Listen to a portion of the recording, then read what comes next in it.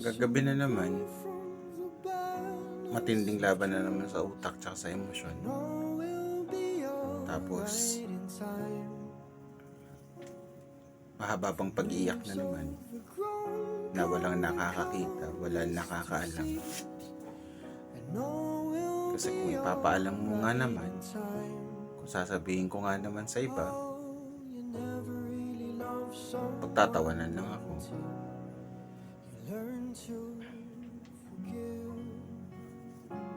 Ang hirap lang unawain, lalo na sa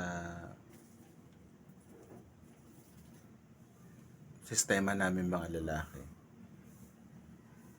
na hindi kami pwede magpakita ng kahinaan, na hindi namin pwede ipakita na hindi kami okay.